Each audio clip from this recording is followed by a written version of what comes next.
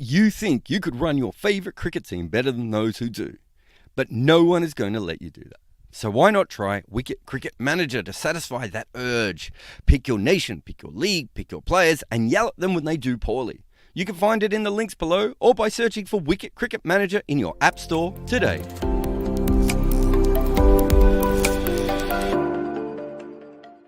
If you're enjoying these live chats, our main channel has even more World Cup videos looking at the greatest performances, the quirkiest stats, and the epic tales of World Cup cricket.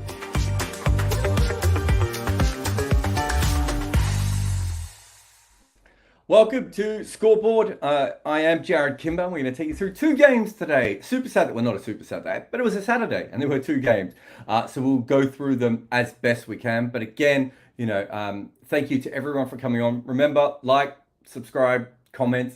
If you ask a question after the main part of the show, I might even be able to get around to answering one of your questions as well. But the more support you have, the better it is for us, of course. Let us start with the cricket. I've got so many questions. Is this the most fully formed South African team ever? Is this the one that will finally break Richie Benaud's hex? Can Sri Lanka get one of their best three seamers or spinners or bowlers? Bowlers is what I mean to say. Actually into an 11 at some stage during this World Cup. Is this the most professional win in Bangladesh's World Cup playing career? Just, completely on top of it from beginning to end. And when do Afghanistan actually plan on turning up for this particular World Cup? Throughout this show, we'll answer practically none of those questions, if we're being honest. But we'll be talking about two very one-sided games, but some interesting things that obviously happened along the way. But first, if we'll go to the scoreboard and just see what we can start with. I think we'll have a little bit of a look at, he says optimistically. Yeah, Rassie van der Dussen, currently number 2 on the all-time highest batting averages in ODI cricket. This is minimum 1,900 runs, by the way. So, that's just how these things go, isn't it? But another phenomenal effort from him again today. I think, I've been saying this for a long time. There are certainly batters who are more mechanical, and Rassie's certainly that kind of player. You watch the way he plays and everything else, and they're really very much suited to one-day cricket. We've seen it with Michael Bevan and Shai Hope, Jeff Marsh, perhaps way back in the day. These sorts of players who are very, very good at that particular format, and they're not as good in the other ones. And Rassie's a fine T20 player, but he's not an exceptional one. And as a test player, he's struggled quite a bit to make runs consistently. But as an ODI player, I'm the second highest. Look, what are we talking about? He's got look at this. It's the second highest average, ever in ODI cricket. So clearly he's something completely different when it comes to this format. And one of the reasons I started with him, because they did make 300s today. Not even sure I have time to cover all their hundreds, but one of the reasons I started with Rassie is because of how much that South Africa play in a very similar mold to what he does. So if you have a look, this is South Africa scoring by runs today in each over phase. You can see they started very slow. They got a little bit quicker. They actually sped up quite a bit in the middle. Then they do that thing, which they quite often, they're not quite this slow. But again, they were just saving their wickets until the end. That's the most important thing for them. And then they get to the end and, it's crazy frozen banana time, as people have often called this, of course. And if you look at Rassie, if you look at South Africa in general, this is the normal pattern. This is strike rate rather than runs in those phases, but it's the same graph, just shown in a different way, right? Generally, they're very, very conservative in those first 10 overs. They get a little bit quicker, a little bit quicker, a little bit quicker, and then crazy frozen banana time at the end again, whatever that phrase means. And they could bat quicker at the top. They could even push further on. And you will see some teams will be quicker in the first 10 overs than they will be in the second 10 overs, right? Again, they don't want to do any of that. They know what they're doing. They're building platforms and they're going about their games in that way. So this is Rassie and South Africa. And you can see here, he's the yellow, by the way. And you can see here that the pattern is almost identical, right? It's almost as if they are following what he does. And at a certain point, I kind of think they are. and they're all playing within themselves a little bit. But because Rassi is so good, the fact he's averaging almost 60 allows them to actually the other guys to bat that little bit quicker and to take a few extra risks. So they all score quicker than him all the way through. But then at the end, there's still that explosion. And this is how you know that he's a very mechanical player, because when he gets to the end, he can actually score a lot quicker. He could score way quicker than this yellow line all the way through, but he wouldn't average 60. And part of the reason they obviously want him to average 60 is just because is just because of how that allows them to basically play without a number 7. Although Marco Janssen's been doing well of recent times, but certainly without them having to worry about number 7. Their top 6 does a phenomenal amount of work. No, we've never seen a cricket team get this many runs from their top 6 and then almost give up after that. Janssen has changed that slightly, but it is so dependent on everything they do. So having someone who can score at the kind of rates that he does, and he's not slow, but average, essentially, he's averaging 2, one and 2/3 of a really good ODI player on his own. It's a remarkable effort by Rassi. And today he just, he set this up. And what I love about how it works very specifically is these are all the strike rates from today. And you can see that Rassi it's not even close, right? He's massively lower than everyone else on this list. Obviously, Bavuma didn't face much, and the guys at the end didn't face as much either. But everyone else is on a completely different plane when it comes to their strike rates. However, he is part of the reason that allows them to do this. So if you look at a team like England, sometimes you'll see someone like Dawood Malan do this. And not always, because sometimes it very much helps. But sometimes in Dawood Malan playing in this way actually limits the amount of runs that England could score, because they have this endless batting lineup. And they actually would prefer that he try and maximize his scoring rate. That's not the case with Rassi. He's actually, Dawood Malan would be a perfect player for South Africa, by the way. He actually plays exactly how they need, because they have to ensure that they're getting to those final 10 overs, 3 wickets down, 4 wickets down, or at worst, 5 wickets down, because they haven't really maximized those first 40 overs. And what they have is a bunch of players who have the ability to do that. It's really remarkable just how consistent they've been at all this sort of stuff. But probably as excited as you are to hear about Rassi, and I'm maybe the only person in the world who is more excited about Rassi's 100 than the other two today. But for everyone, Aiden Markram is the one that you want to have a look at here. So, let me just pause this for 1 minute. When de Kock scored his 100, actually, Muku, should there not be sound on that video? If you're listening at home, Pratik. Was it Pratik sent a message about Muku as well? Hopefully he can unmute this particular video, because we are going to have to play the video on this one. But when de Kock scored his 100, obviously, at that stage you're thinking the story is going to be about him. Then Rassi scores his 100, it's going to be about him. 300s, it's like Aiden Markram said, hold my clip drift. He wouldn't call it clip drift, would he? He would call it clippies. But that's only a joke if you've ever drunk in certain parts of South Africa. But the point is that it was absolutely incredible to have 3 players scoring a 100, 100 in a team at the same time. It's only the 3rd time that we've ever had 300s in an ODI international before. And also in 2005, when South Africa made chasing 438 against Australia, Bota Dippenaar was dismissed for 1 run. And the next batter, of course, came in, and Herschel Gibbs made 175. Just pointing that out because of what happened with Bavuma today. But when I did go back and have a look at this, and hopefully Muku has fixed the sound on this particular video that we'll play in a second, I actually had quite a few thoughts. He's a very, very specific batter, I think. And so I will try and play this from the start with sound now. Is that sound playing? Or can I just not hear it?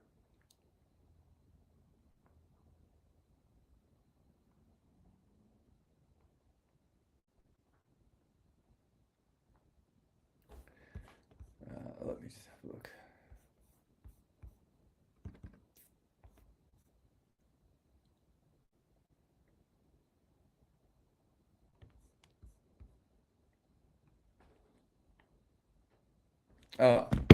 All right.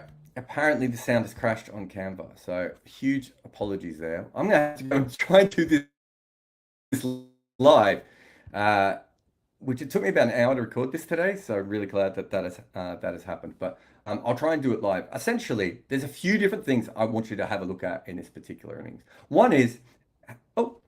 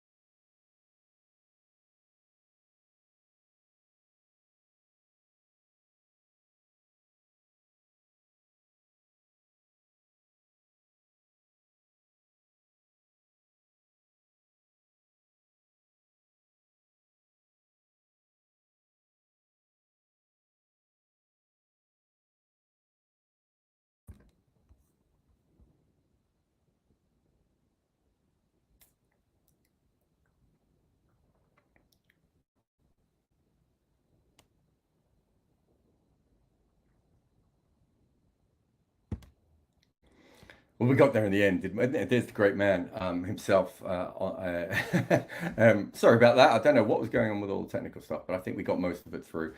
But you could see how zen-like he is at the crease, how little he moves, how often he missed timed balls when he was trying to hit singles, and how rarely he missed time balls when he was actually trying to find a boundary. But also, what I find interesting about that is there isn't a big difference between what he does because one shot is like a half shot and the other one's like a three-quarter shot.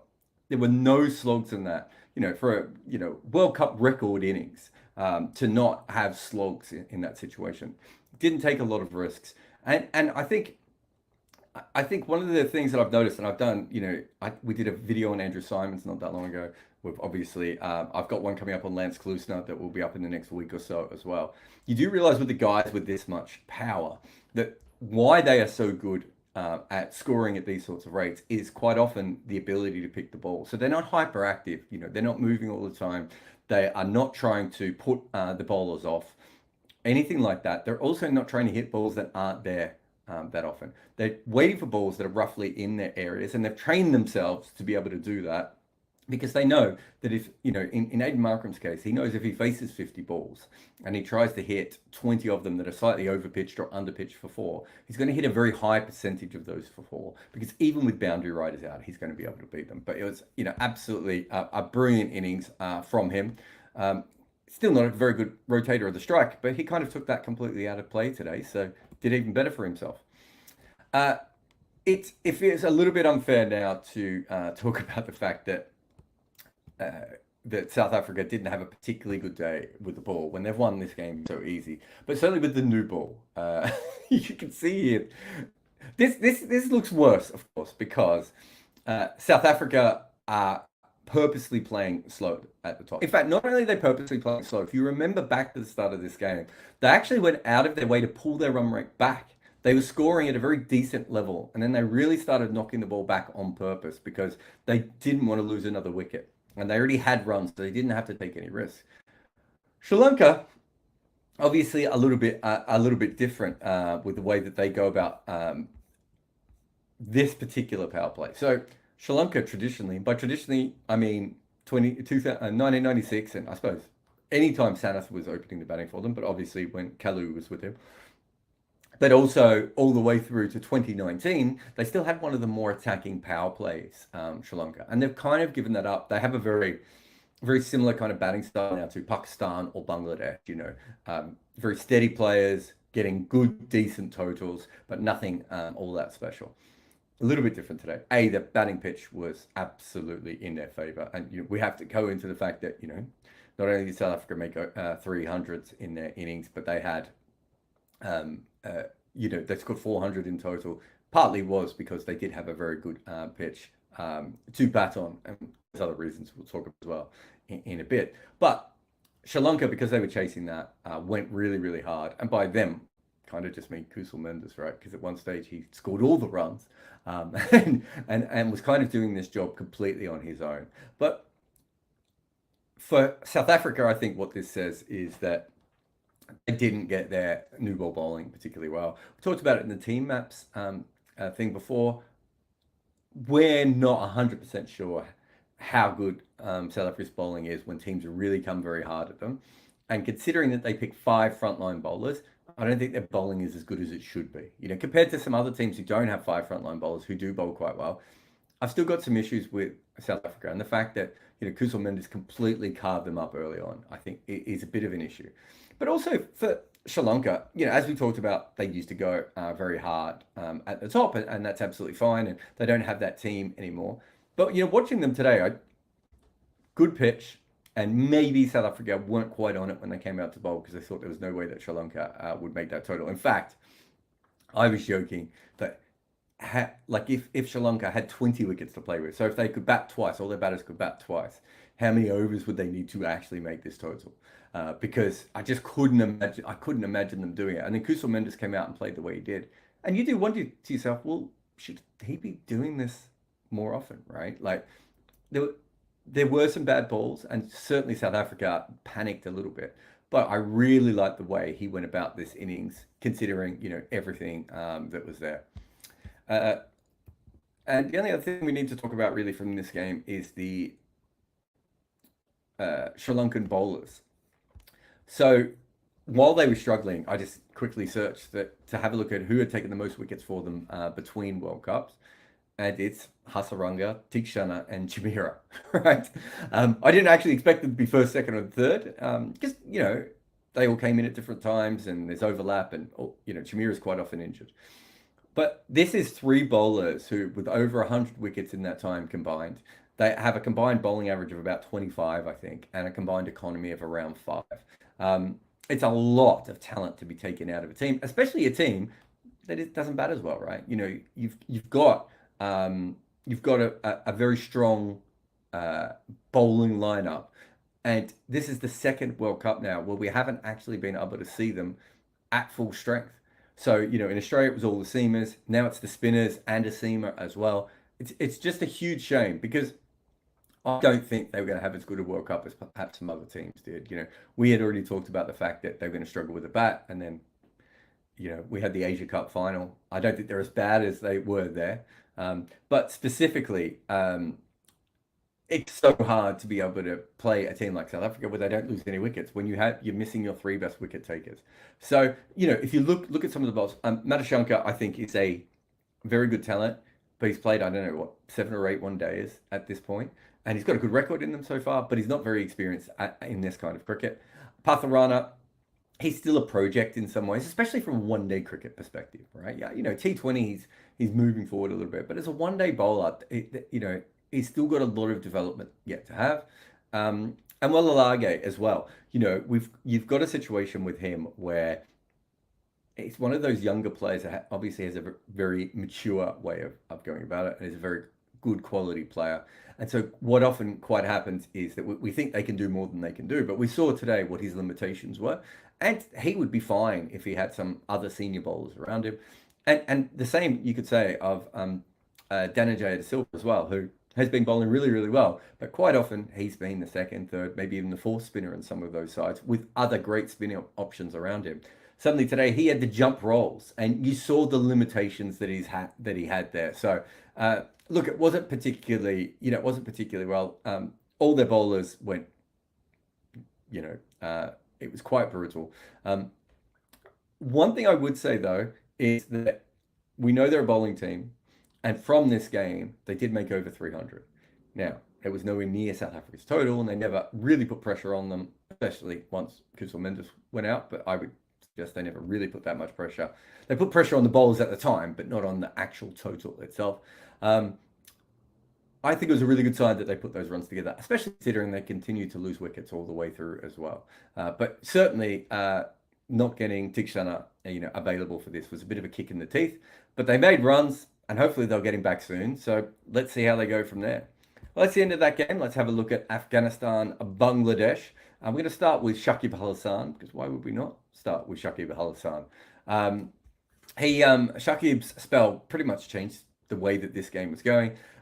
He played his favorite song, right? He was bowling tight lines and giving no freebies to the openers, and he completely dried up the flow of runs, which made the batters take more risks against him. And he's not an easy player to take risks against in general either, right? But since 2021, he's been a pretty handy option up top as well. He's bowled 34 overs in 20 innings, picked up 7 wickets, and an economy of 4.21 with an average of 20.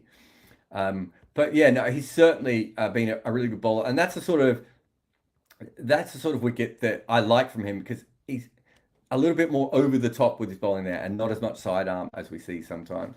But it's also just worth talking about his 2019 World Cup, because I think because of the suspension, as much as anything, it's not talked about now as much as perhaps it should have been.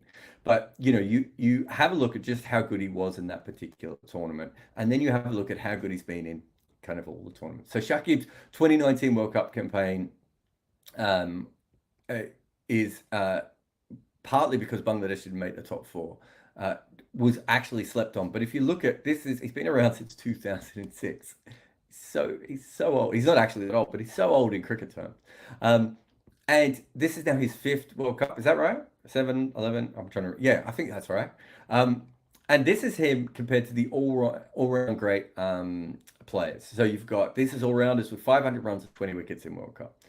And you can see that, there's 2 other spinning all-rounders here. You've got Sanashia Surya, obviously, struggled a little bit with the ball. Yuvraj Singh, who in World Cups was very, very good with the ball. Low usage, of course, but very, very good at times with the ball in the World Cup. And then you got Shakib kind of in the middle of those 2 guys. Not a bad list to be on. In fact, let's just have a look at this. On this list, we have 3 World Cup winning captains, 2 player of the tournament, and the only player who is not a player of the tournament or a World Cup winning captain on this list, other than Shakib, is Kallis. It's a hell of a list to be on, isn't it? I think his ODI career has certainly been underappreciated at time. There's obviously everything that's gone on with Bangladesh cricket. They haven't kicked on, not that that's his fault, but they haven't kicked on at times in the way that we would have thought they would have. They haven't had a really great World Cup run so far. And also, his suspension under the fixing allegations and everything else, and his own personal behavior, the press conferences of the last week. But purely as a player, it is fair to say that Shakib Al Hasan, he's a phenomenal talent. And I do think we forget about that a little bit at times. Let's just have a look at Afghanistan's steady start. What have we got here? Here we go. So they are a bit below a batting par team. I'll say all that again. They were a below par batting par team in the power play before this World Cup. Today they were 47 for. Today they were 47 without loss after 7.3 overs, and the Bangladesh bowlers really struggled with their lines and lengths, and they did give them, a few too many full balls and everything else. Eventually, of course, Shakib's first over really just changed everything here. And he would get the wicket of Zadran. I think we might have shown that one before. Who's the most informed player coming into the World Cup. He tossed that ball up. He was very, very clever the way he went about it. And in the end of that power play, Bangladesh conceded 3 runs and took a wicket in the last 15 balls. Afghanistan really, really started well here. And I hope that this doesn't spook them and we see them sort of. I hope that this doesn't spook them and we don't see them go back into their shells further on, because I think they're a better team when they are playing slightly more aggressive cricket. I don't think we ever want them to bat like England or Australia or India or those sorts of teams with that kind of lineup they have. But they do get a little bit dot ball heavy. So hopefully they haven't been spooked by what is going on in this particular situation. All right. This is Mahdi Hassan. Really, his first over went for 9 runs. He bowled a five wides in that, so it doesn't particularly help. But the 5 overs after that, try that again. But the 5 overs after that, he bowled really, really well. He only went for 5 runs. Shahidi could only score 3 runs after 22 balls he faced off him. And this meant that the batters really had to take on Shakib and the Pacers, which obviously didn't end up particularly well for them. And towards the back end of Afghanistan's innings, he got Rashid and Mujib as well. We talk about Shakib being an incredible all-rounder. I think in the 2019 World Cup, I said my biggest fear was that Shakib may not make the next World Cup. And, they would be in a position where they wouldn't be able to find another all-rounder. Well, it's incredible how much, Mahdi Hassan has developed as a player. And we focus a lot on his batting, but, his bowling is obviously top-notch as well.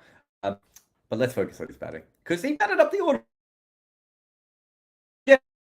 And I think me and us before the and World Cup, I should say. We were probably expecting him further down and maybe pinch hitting on 1 or 2 occasions. But he's batted so well, you can see why they might just keep him up. That's what, obviously Tamim's not available now, or is available. I don't know. Where is Tamim? Well, I'll wait for Shakib to send me a text message on that one. But Bangladesh have used him basically everywhere. He's batted between number 1 and 9, Mahdi Hassan, so far. And he got away with a couple of chances in his innings, of course, but again, did very, very well. Linton Das has scored 198 runs in his last 10 innings. He was tried at number 3 and number 4. That didn't help him either. Very similar to Fakhar Zaman. It's a long tournament. They had plenty of chances to catch up on their form as it stands. But right at the moment, they're not doing particularly well. And Najmal Shanto continues to do very, very good things in ODIs. Again, very solid case for being one of the most improved ODI players in the world. Of recent times, he probably just is, the most improved. So this is their top 6 batters since the start of, since the 2019 World Cup. You can see that they basically have this issue here where they have a lot of guys who score very, very slowly. And then they have a lot of guys who score at a fine rate, but 2 of them don't make a lot of runs. And, Nabi's one of those. So, not the end of the world. But what they really want is more Ibrahim Zadrans, right? They want more players over in this sort of corner, or even here in this area. And Gurbaz making runs today, I thought was very, very important for them, and they went about it. But, we know that they are, just to go back to the... Missed it again. Oh. No, it doesn't want me to go back. There we go. Look, being reliant on the top 3 isn't particularly abnormal. These numbers are a little bit more weighted towards the top 3 than you would see in some other sides, right? But the rest of your batters are struggling to play at 50 overs without one of the top 3 around. I think that's the issue that we've seen before. And again, the Afghanistan middle in the order just fell apart, right? And, Gurbaz batted well, but once he was gone, they only added an extra 44 runs for the loss of 7 wickets. They bowled out with, 13 overs left. Overall, just I think very disappointing for them again. And it's a trend that we've seen a lot, right? So, yeah, not particularly good here. As I said, you want more of the players anywhere around here, right? And their middle order is just not as strong as it will. Their top six is not as strong as it should be, but their top three has got a lot better of recent times. And then lastly, for Afghanistan, I just thought it would be worth looking at Rashid Khan. This is interesting, and I want to put this up, but I don't want you to instantly think that this means, I don't want anyone to think that this means that he's not particularly good. Oh, that's Mahdi's batting stats from before. Oh, that's Nasser's ones. Anyway, that's not what I wanted. Oh, here we go, Rashid Khan. Okay, so obviously he's the best T20 spinner in the world. You might even say he's the most valuable player in that format, especially when you think about his batting.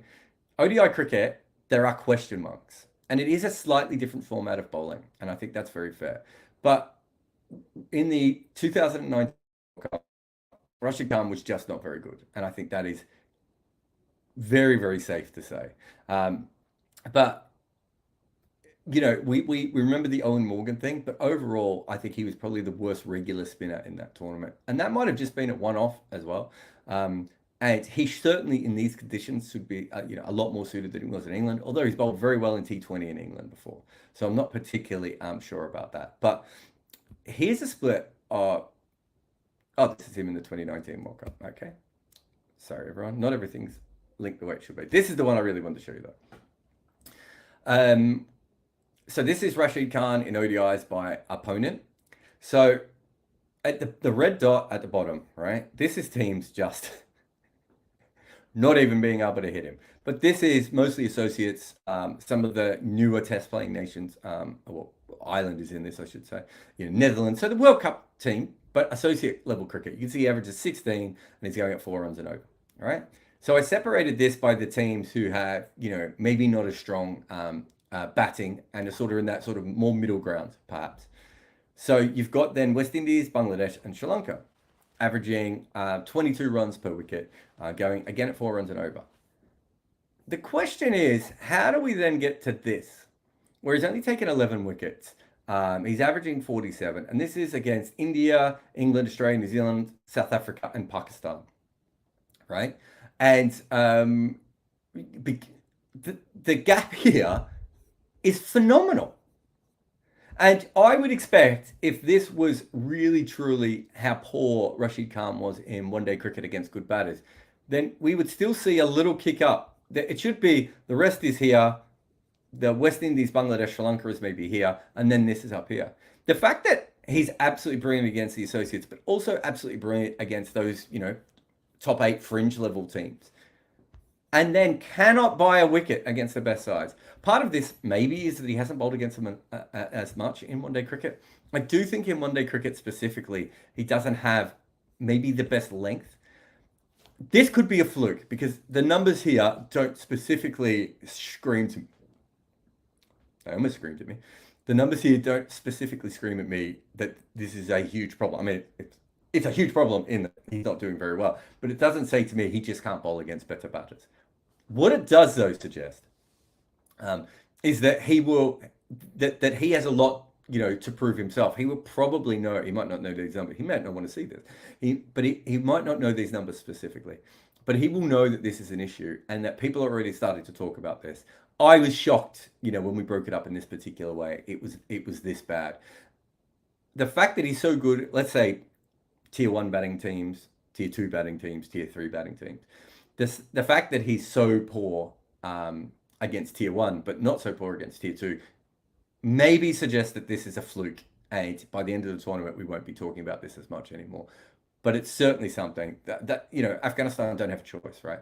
They need to see him get better. And he's got Chennai and Lucknow coming up. So, got some good pitches that will help him coming up. But surely that has got to be one of the worst ones. I do this a lot. That was one I wasn't expecting. Cheyenne actually wrote all that.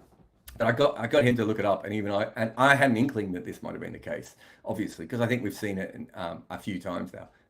Didn't expect to see something specific like that. And remember, Bangladesh actually scored quite well against them again today. So there's an issue there, I think we can all safely say. That's the end of the first part of the show. if you're in the comments and you want to ask any questions, please do get involved, ask questions, like the channel, subscribe, all those things. We're going to be here live every day after games at the World Cup. But for now, we're going to have a quick break, and then afterwards we'll get to your questions in the chat. Support us on Patreon. Join for exclusive perks like AMAs, live calls with me, and a vibrant Discord community. Enjoy ad-free content, early podcast episodes, and access to my emailer, plus behind-the-scenes stuff. We've built our channel on Patreon support, so a huge thanks to everyone who has helped. If you like these live chats, head over to our main channel where we have all sorts of video on this World Cup. There'll be several every week with all the latest trends, stories, and incredible historical content. If you follow my work, you'll be very tired because I produce a metric ass ton of content, and I can't do all of that myself. I also can't afford an army of people to do it for me. So what I needed was a solution to get all my analysis, hot takes, and random asides out on social media. And I found that with Memento, the AI tool that basically takes all of my work and cuts it up, makes it look pretty, and pushes it all over the internet. If you have content and you need to repackage it, use Memento. If you enjoy our content, we ask you to hit the like button, subscribe, or drop a comment along the lines of, "Wow, Jared, your vibes are immaculate." Additionally, sharing our work on social media, supporting us in super chats, and helping us out on Patreon or buy me a coffee all mean the world to us. Like our stuff? Please support us by whacking that subscribe button like it's a short ball. Or you could just leave a comment expressing your admiration, such as, "Wow, Jared, you're the Aubrey Faulkner of YouTubers." Also, please help us spread the word by sharing our work across social media, back us on Patreon, or also support us with live super chats. All right, well, let's get to the Q&A. And remember, you can put through a super chat if you want, but comment as much as you can. All these things help us. We're only on our third show. It took us a little while to put it together. There were 2 games today, to be fair. But we will be here on this channel every day. Tell your friends, tell your enemies, tell whoever you want. But let's start with the first question from AJ, who says, "Do you think Shamsi playing instead of a seamer would have reduced Sri Lanka's score, considering how he would have been handy in the 10 or 11 to 40 overs power play?" We can't call that the power play, AJ. I know they do on the TV. It's middle overs, because it's the middle overs. I think Shamsi probably helps them in this particular game bowl out a little bit quicker. I'm not sure it was a great pitch for the spinners. Sri Lankan spinners might, although I thought Maharaj bowled quite well at times. So yeah, I mean, the fact that South Africa got so many wickets and Shamsi's a wicket taker, and they would have had to take risks off him, Sri Lanka might have helped. I was surprised he didn't play, but I don't think that, I don't think that necessarily means all that much. They might have just read the conditions, or they might have always been planning to go in with 4 seamers. But Shamsi will play throughout the tournament. I wonder if this was not a good game for him to play in, though, just to get his sea legs under him a little bit, against one of the lower ranked teams. Because I don't think whether they picked Shamsi or Asima would have affected their overall chances of winning this game. I'm saying that before the game. I'm not saying that before the game, I'm saying it after. But I'm saying I would have thought that before the game. Amway says, "Presently surprised that Sri Lanka being 320 against one of the better attacks. Did you expect this?" No, not at all. The opposite. I thought, I knew they wouldn't make the total. I'll try to take you through my whole thought process. As they went past 400, I put a message up on our group chat saying, "What do you think, guys? If they batted twice, would they make this?" Basically. When they started batting really quickly, CS Chuanzo, who works with us, was like really, really excited. He's like, "Oh, they're going to beat South Africa." And I was like, "No, clearly you haven't seen Sri Lanka bat before." And I think just before Mendes went out, I said, "I think this is a 260 all-out Sri Lankan game." The fact that they went beyond that, I think that is a really, really important thing. And that was something that I did enjoy from their batting. That's a good sign. Obviously, they need 2 extra bowlers. You talk about Chamira and Hasaranga and Tikshana. Look, they're not going to get all of them back. If they get any of them back, and we're hoping Tikshana plays next game, that will be a huge help. Pratik says, "Please share your Wicket Cricket Manager team code." I'll do it later on Twitter. I don't have it. I have it to hand. I don't think I've played any this World Cup. I might be out of form. I may not want to play anyone anyway. All Things Cinema podcast says, do you think this is the most well-rounded Bangladesh squad they've ever had at a World Cup? Yeah, well, their seam bowling got very good. Tamim not being there is a bit of a kick for them. But they have batters, they have two all-rounders, they have batters, they have seam bowlers. I still think Shanto and Ridoy, those sorts of guys who I'm very high on, need another year maybe before they're ready is the wrong term, but before they're at a level, where they can consistently be good in World Cups. But yeah, I think it's a really good Bangladesh team. They don't score at a really fast rate, and I think their bowling can take wickets, but I don't know if they're going to be as explosive when they score those 270 to 280 totals. Also thought it was interesting that they slowed down quite a bit towards the end today because they were so far ahead of that game that I think a slightly more mature is the wrong way. A team that was slightly more confident in itself would have got to a point where they're just like, we can really get some net run rate separation here. And I felt that Bangladesh didn't go that route. Suresh says, I think 6 batters and Jansen plus 4 bowls is a risky composition for South Africa, especially on days when they are 5-6 down with 10 overs to go. Your thoughts? There's a video on the main channel, Suresh, where you'll find that they never go 5 or 6 wickets down. That's why it's been working for them. It is risky, but it's been risky for the best part of 4 years, and I don't understand how they've managed to make it work as often as they have. My thought would be that in a World Cup specifically, where one game you're playing New Zealand, then the next game you're playing Pakistan, then the next game you're playing England, then the next game you're playing India, Australia, Bangladesh, Afghanistan. Lots of good, very different kinds of attacks, especially as it gets to the end of the tournament. I wonder if that's when they just have 1 or 2 collapses. And that's kind of what South African cricket would always do, right? I mean, that's the reputation and that's how it goes. And I'm hoping it doesn't happen this time because I want to see them fully realized. I don't mind if they get beaten, but I want to see it. But they've gone with this plan so long. But the other truth is, Suresh, that they're very unlucky that so many of the bowlers just can't bat. But it's not that much of a difference to the sorts of teams Australia's put ahead, right? Except for the fact that Australia usually take a risk on the 5th bowler, and South Africa have been taking a risk on the 7th batter. But Jansen is a better 7th batter than some of the guys they've had there. And to be honest, he's made runs so far. I still think his batting has a little bit of a ways to go. But, in the role that they want him for, which is come in the last 4 overs occasionally, he's perfectly suited to that. Ayush says, QDK played like his old self. He was so good at reeling off hundreds till 2017, and then he became a bit of a slogger. But today he paced these innings brilliantly. Yeah, I think, you say slogger, but I've gone back and I don't think he's ever as aggressive as we think he is. I think he's very aggressive in Test cricket, and he's got one of the highest strike rates ever. But you look at one-day cricket and T20 cricket, and, he's not an elite striker in that format. The other thing I'd say about him is that I think what happened was he got very obsessed with the scoop, and, ramping and all these sorts of things. And he kind of forgot that he could just stand there and hit boundaries. And right, it was a very good innings today. But I did have a look at his record, and I think last 2 years have been averaging 40. So not as many hundreds, but at the same time, he was probably doing his job. And because their numbers 3, 4, 5, 6 have made so many runs, they don't really need Bavuma and Quinton de Kock to make hundreds in the way that other teams do. Not to say that they wouldn't take them, and obviously very helpful when they get them. But that start from those 2 guys is a little bit different. Really what they want is to take the new ball, shine off. I know that sounds weird with someone like Quinton de Kock, but essentially they just want it, so Rassie's not in too early too often. Someone like Rassie has someone very good to run between the wickets in Quinton or Bavuma. And then, of course, they want to get to the end with hopefully 2 wickets down, 3 wickets down at most, so that they can completely explode at the end. So they're not set up the same way that, say,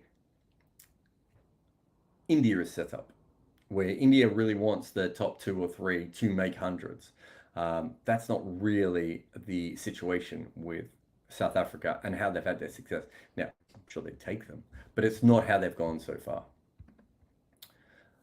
Says, has Markram solved his strike rotation problem, or is it just a temporary peak? We didn't do much strike rotation. I won't play the video again because someone from Sri Lanka has already complained about it. But if you have a look at that video, I'll probably do a long form take on this. So there'll be a main video over on the other channel about Markram specifically. I want to have a look at how he made his runs today.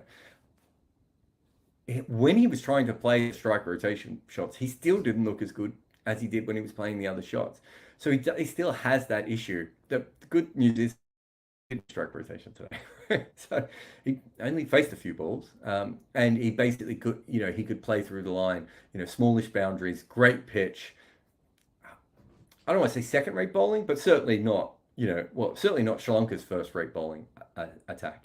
So yeah, all those things played a part. Says, why are there no wrist spinners from Bangladesh? So if you have a look at Bangladesh pitches, they're a very specific kind of pitch. And what they really do help is finger spin, the way that they're quite slow. And so you need to bowl with a quite slightly quicker arm. That's not a natural thing for wrist spinners to be able to do. I think if you look at India as well, traditionally, there are probably wickets in India where you do get wrist spinners, or regions from India where you might get wrist spinners, and many regions where you don't. And it's also why Indian wrist spinners were probably traditionally a lot quicker than, say, Australian wrist spinners, or South African wrist spinners, or Pakistani wrist spinners. And so I do think there is something a little bit different about the conditions. And so we know that Bangladesh have tried to fix this issue. These things are hard, right? I mean, look at England. Them trying to find spinners, they've basically brought back the two spinners they had last time, and they're hoping that they can do the job, and they're experienced and they know what they're doing. But where are all the young spinners? They tried Matt Parkinson, and that didn't really work. They've got a lot of guys who can bat a little bit, like Will Jacks, who bowl okay. But England has trouble getting spinners because their conditions don't really help them get spinners. And so conditions are a huge part of it. And I would say that is the major reason with Bangladesh, because I certainly know that within Bangladesh, I mean, they had a rule that said that they wanted, press the wrong button there. They had a rule that said that they wanted to have a leg spinner in every CPL team. And then they realized it was unfeasible, impossible. I don't know, however you want to say that. It wasn't going to happen. Right. And so, yeah, I think from that perspective, they weren't going to fix their issue with this. Quick break, and I'll have a look if there's any more questions in the room, and then we'll finish up here on the scoreboard with Jared Kimber. Picture this. You made a video, and now you want the world to see it in their favorite social media platform.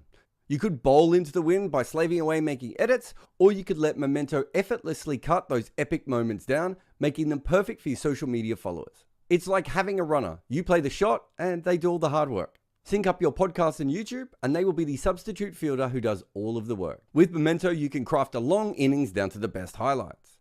Make your content, but let Memento cut it. If you're enjoying these live chats, our main channel has even more World Cup videos looking at the greatest performances, the quirkiest stats, and the epic tales of World Cup cricket.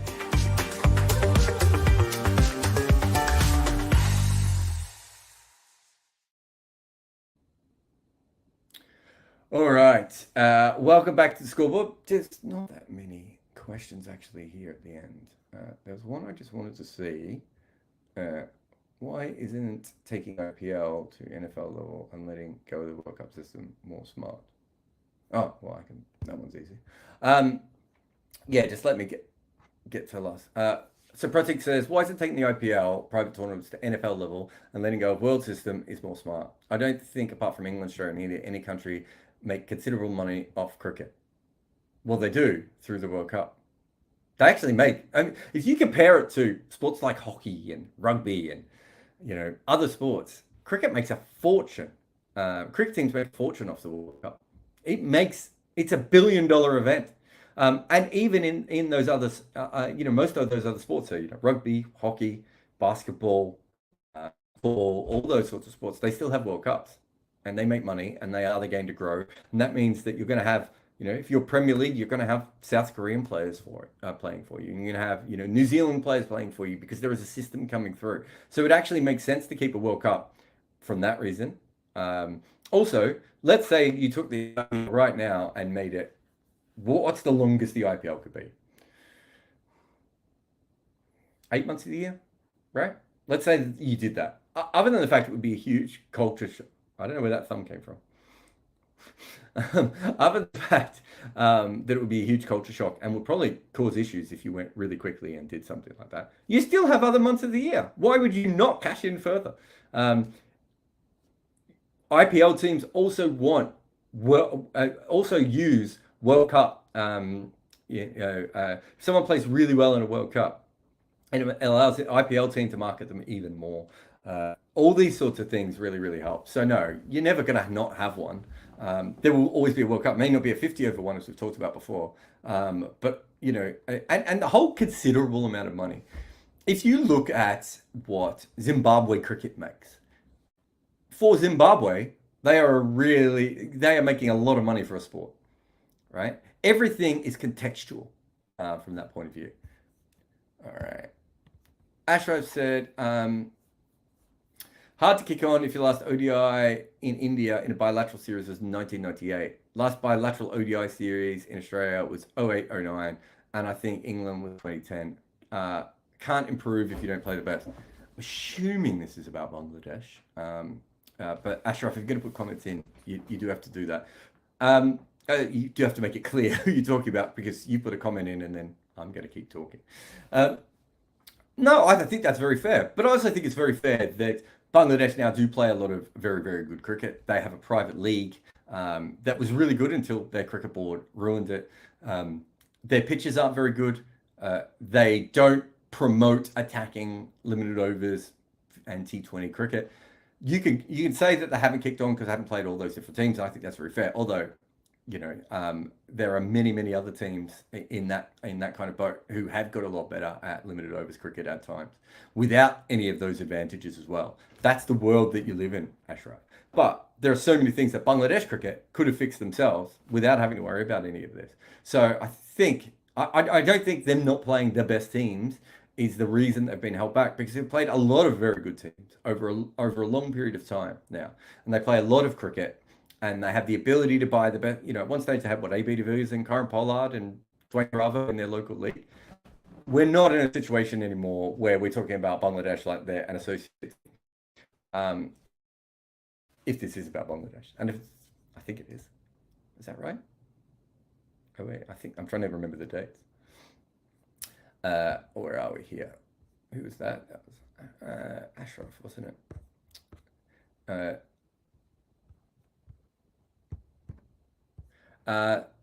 Shrinker says, we're surprised by how decent a batting pitch this Delhi was.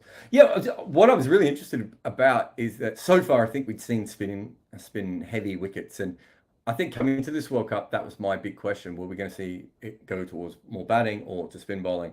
First 3 games were certainly more towards spin bowling, and then the 4th game was towards batting. It would be interesting to see what happens from here on in, because I think it's a big... trying to think of the right phrase, but it's a big variable in all world events now. You know, 2019 World Cup, we come into it, we assume that the wickets are going to be very, very good for batting, and ends up being not particularly great for batting. You know, 2022 World Cup, go to Australia, you know, it's going to help batters again, and it was actually quite a seam bowling tournament. Is this going to help batters over the life of the tournament, or is it going to help the bowlers, you know, cut the seamers occasionally, but the spinners more? It's something that we don't really know. And so it's already playing out in front of us. And at the moment, spinners are beating the batters. Ash says, South Africa, very interesting, is that batting culture has evolved since the 90s. Is there some blueprint for Afghanistan, Ireland, and even Bangladesh to follow? Has their batting evolved? Because they're still keeping wickets in hand. They score quite quickly, but they score quite quickly in a very traditional way, right? Keep your wickets in hand as much as possible and then attack at the end. Yeah, I'm not sure there is. I don't think you can compare South Africa to, you know, those other sides anyway, just because of the level of batting talent that they've had over, you know, from Aubrey Faulkner and the Norses through to now. right? It's a very different, very different kind of situation that you're looking at over there. But their team has evolved.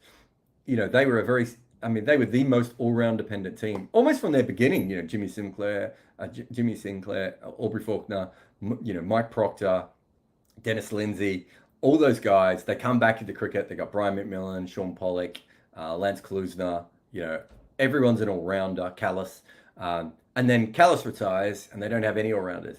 That's quite interesting. But I don't think there's a blueprint for anyone else to follow. And I also don't specifically think that their case is very similar. I mean, they have so much talent in South Africa. They have so much talent in South Africa that they can make New Zealand good and occasionally England good as well, right? That's how much batting talent there is over there, and occasionally bowling talent as well. Well, at the moment, bowling talent. So I don't think it's fair for those other teams to follow them. I do think the only team out of these three, the Ireland's quite interesting in that. Ireland and Bangladesh. What they could do is, I think they still try to attack quite hard at the top. And then they kind of, especially in Ireland's case, and even Bangladesh, I suppose. So Ireland attack quite hard at the top. Bangladesh is a little bit slower at the top. Then they, sort of chip it around in the middle and obviously slog at the end. The one thing that South Africa's done slightly better, and which is taken from the English method, they've just repurposed it for themselves, is the ability to chip the ball around in the middle overs at a slightly higher rate. So, whether that be Shanto or Tector or any of those sorts of players, they need to be able to score at 90, 95 and still average the same kind of averages that they're having. I don't see Afghanistan having those batters available to them at the moment. Perhaps, and maybe not Ireland either, but Bangladesh could be a side that could do that. I think that the way that Bangladesh is currently set up is more like playing a little bit more like Pakistan, which is getting those par totals over and over again, and then and hoping that your bowlers do a lot of work. But they have a slightly more defensive mindset in their bowlers than Pakistan does. So I don't know how well that matches up. But remember, not that long ago, that they've got a lot of batters of recent times. Like Mahdi Hassan wasn't batting 18 months ago. Certainly not at this level. Shanto was maybe the worst ODI player in the world. Riddle is really, really young. There's a lot of development that could happen in that group alone. Manan says, considering that the Delhi pitch is unpredictable, do you think it to be slow and turning in the next game for India, Afghanistan? As I said, obviously we have an idea of the pitches traditionally. What is going to happen from game to game in the ICC I would think they will try and keep the wickets as similar as possible in the location. So whatever you see early on, you should probably see all the way through. Whether Delhi's unpredictability trumps what the ICC is trying to do there, I don't know. But it's an interesting question. Oh, I've already done Pratik's question. All right. That's us done for the day. Well, thank you very much again for coming on the scoreboard. Like, subscribe, do all the different things that you need to be able to do. It really does help us. We're having a great time so far. Thanks to Muku and Cheyenne, CS, Bayram, and anyone else who worked on this particular, Ari and Rakesh and AJ, all the different people who've chipped in over time. We'll have a video up on the main channel in the morning about Aiden Markram. We've just finished a big project. Well, we're working on big projects on Capital Dev and Lance Klusner. Heaps of really good stuff coming up on the other channel that we're working at. And if you don't like that and you just like to know what's happened at the end of each game, we got you right here on the scoreboard. The end of every day, just like and subscribe, press the little bell icon thing, because everyone on YouTube says that, and I'm sure that matters. And if you can do all those things, what does that mean? It means I'll definitely come back tomorrow. I know that you think you could run your favourite cricket team better than those who do, but no one is going to let you do that. So why not try Wicket Cricket Manager to satisfy that urge? Pick your nation, pick your league, pick your players, and yell at them when they do poorly. You can find it in the links below or by searching for Wicket Cricket Manager in your app store today.